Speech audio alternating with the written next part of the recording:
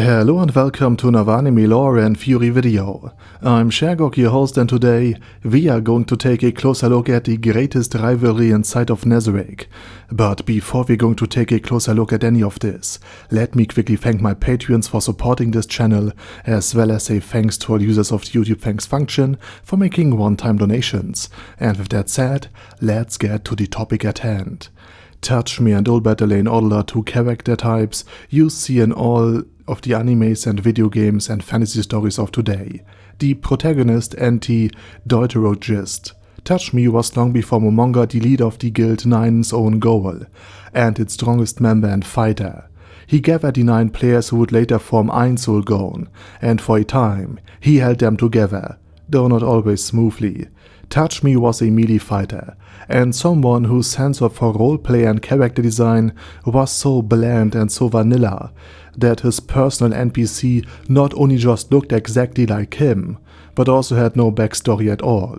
His thought process was probably something along the lines of, "My avatar is a badass fighter, he helps me, and he's strong, and he helps me, and that's it." A deeper backstory or the kind of complex narratives that Tabulas Magdina, another member of Nine's own goal and later of Netherrealm, created for characters like Albedo and her sisters simply didn't exist for him. He helped people, he was a hero, and he helped people. That's pretty much sums up Touch Me's worldview and his personality. And of course, as the stereotypical leader and hero, the classical shining knight in shining armor, he not only gathered countless different characters under his own leadership, but also had exactly one personality trait. He was the good guy. Helping others was self-evident for him. The good must always triumph over evil, and you risk your own life for the lives of others. He was basically to Nine's own goal what Remedios was to the Paladin Order. And I don't even mean that as a joke. He was so opinionated that one member of Nine's own goal actually left the guild forever, and the group almost broke apart because of it. It was only saved because Touch Me stepped down as guildmaster, and at the popular request of the rest of the group made way for Momonga as a neutral mediator between the different characters in the guild. And that's how Momonga became guildmaster in the first place. And where Touch Me spoke with holy fire and fervence about good and justice, Momonga was again the neutral listener, the mediator, someone everyone could feel comfortable with. And it wasn't just that Einzelgone felt deep gratitude towards Touch Me for saving him from isolation and loneliness, giving him a digital circle of friends. It was also that Momonga was very close to Ulbert who was the complete opposite of Touch Me. Where Touch Me saw himself as a knight in shining armor, Ulbert saw himself as a malevolent demon king, a ruthless antagonist, ruler of demons, and harbinger of catastrophe. He was obsessed with the very concept of evil, and the eerie beauty of the power and the agency that comes with it, making him diametrically opposed to Touch Me. But it wasn't the main reason Heinz could sympathize so much with him. Both were at the end of the day losers.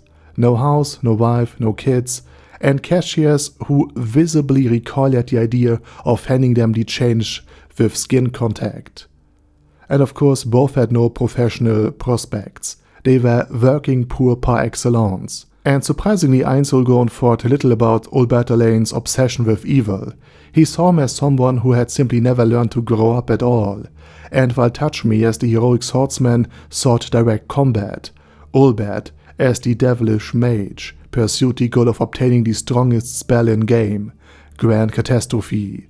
To do so, he had to steal it from its previous owner, because the disaster class could only ever belong to one person at a time.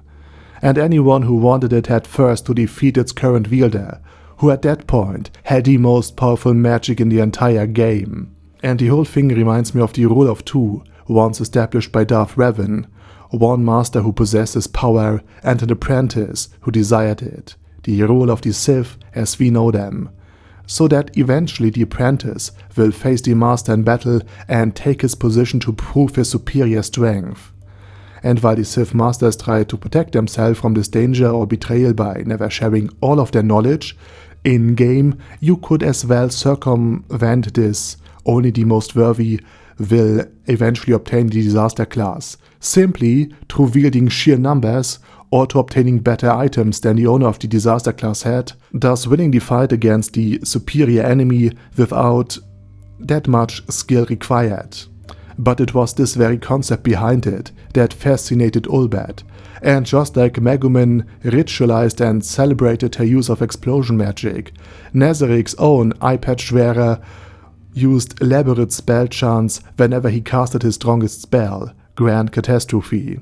And whereas Touch Me considered helping others to be a self-evident choice, Ulbert, who like the rest of the guild was insulated and labeled as monsters by the human-dominated player base, wanted to behave exactly like a monster and take revenge on the other players.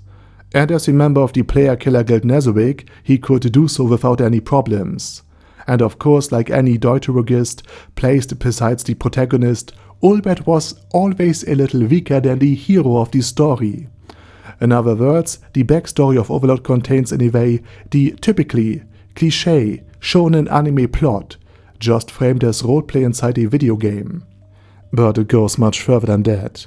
The biggest difference between Ulbert, Elaine Ordle and Touch Me is this: Touch Me's activity, standing up for a good cause, even if that means being the one honest and good cop in a dystopian future of the year 2138, may be of limited use. But it is at least something productive. Even by doing so, he unintentionally upholds the very system of giant multinational corporations that have infiltrated the states of the future and basically control everything from the shadows. He still contributed something positive.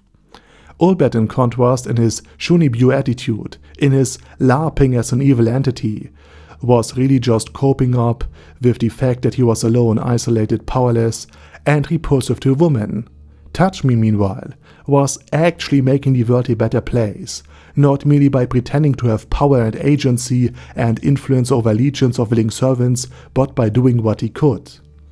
And when another player from Mind Soul Gone, Bell River, learned a well-kept secret from these mega corporations, something that seemed to threaten the very power of these great corporations, before his death, presumably arranged by those very corporations, either through a workplace accident or by having him eliminated on his way home, he managed to pass this secret on to another person, and in my opinion that person was most likely Touch Me.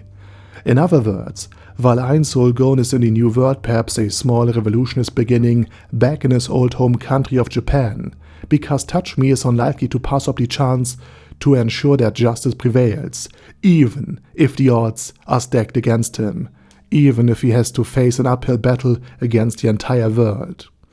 As cliché, uninspired, and at times just annoying a good and noble character like Touch Me or Remedios Custodio can be in situations where one faces seemingly overwhelming opponents, that very fanaticism, that very loyalty to a good cause, can prove to be worth its weight in gold. Okay, and with that said, now it's your turn. What's your opinion on the subject, on the video? Let me know it down in the comment section. And while you're typing, I say thank you very much for watching, thanks to all of my Patreon members for supporting this channel, and as usual, I say my special thanks to Ada Daddy Ada, ASK, Bad Girl Ye, Bad Burrito 316, Beezer, Ben C, Brandon S, Brandon D, Chrissy, Crowley 0221, Sia, Crystal Prime, Dead Slime, Death is Mercy, Deathless Dragonlord, Demon Xenomorph 1987, Devin Downen, Ding Dong, Din Pep, Dragonlord Placido Saxophone, Duckwagon, Dunkler Krieger, Dystopia, Dystopia II, Enigmatic Unicorn, Feral Shivan, Guy with That Head, Hector Marino,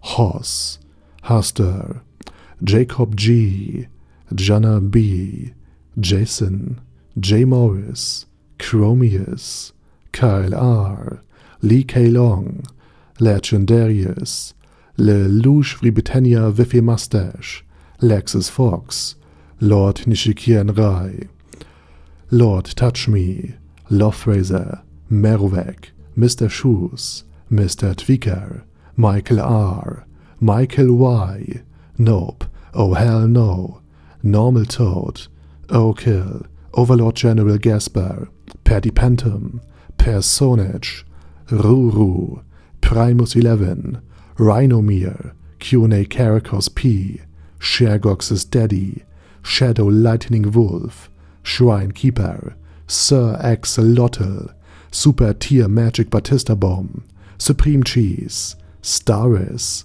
Ted, Texas Deer, The Orc Warboss, Rocket Smasher, T.E. Wang, Vash Hawkeye, Vegito27, Venture Fanatic, Wilhelm, Xenokai, and Sonegon. Thanks guys. Anyway, have a nice day, and I hope to see you all again soon on my next video.